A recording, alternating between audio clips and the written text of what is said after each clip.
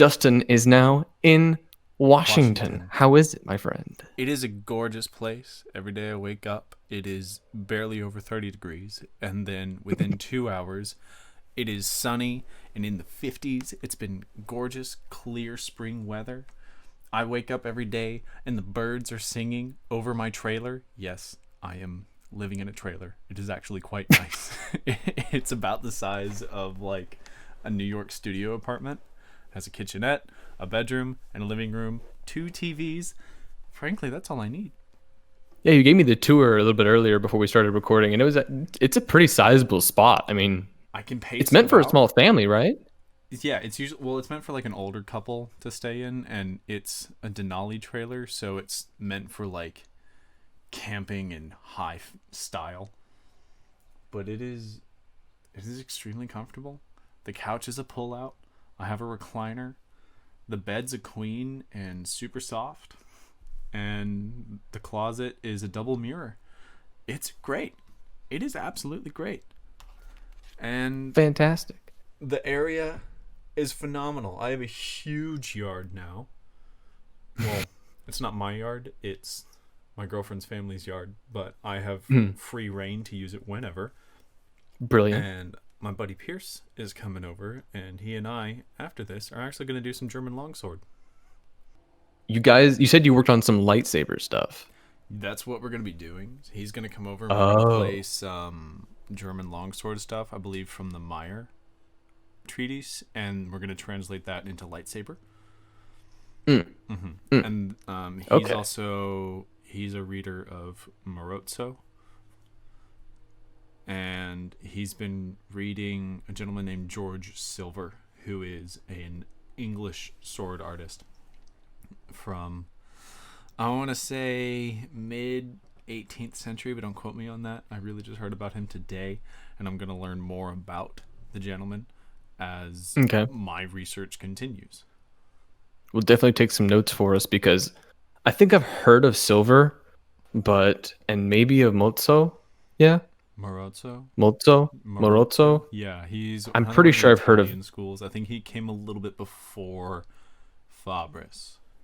Because I think I've heard that name before, but I haven't. I couldn't perform anything if you asked me.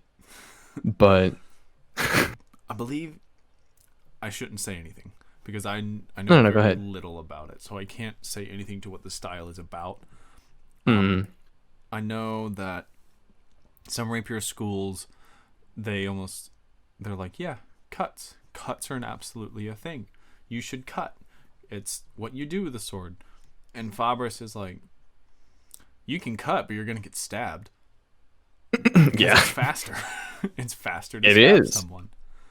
It's less effort too. It's a smaller tempo because all it is thrust. You can thrust someone just by stepping forward, but with a cut, you have to use your joints and you have to actually send the blade. And so all that as a single tempo is going to take way too long. And by the time I'm here, I'm stabbed there. Yeah, and things that have a longer tempo are going to give your opponent more opportunities to throw more time between strikes, which can end the Exactly. fight or give them the upper hand. They can also they can see it coming, especially if you have to withdraw like that. Because as soon as that blade withdraws, I better create space. Yeah, exactly. But Um, how does that work? Because I know your system is entirely cuts. So how does it work showcasing what move you're going to do? well, we had talked previously once about keeping an eye on that wrist of the opponent's movements, which is still a part of it, but especially with the overhead cuts that the katana is really famous for, Mm-hmm. the really strong overhead strikes. Um, if you beat someone as they're coming down or as they're bringing their sword up uh, above their head to get ready, if you can stop their wrists, if you can, there's a certain technique uh, where as they're coming down, you one-handed cut stop into their hands. Yeah. Okay. And after they get cut, the only really thing to do you really can do besides taking a step back is do what? Bring your arms back. Mm-hmm. And so when you bring your arms back, my head's open for you to just already cut again. So, So if you're following through, it's cut, cut. bam. Yeah, it's and in that timing of what happens between, how they react and, when to cut as they're coming down, it's all that training, Mm-hmm. getting that muscle back in your system.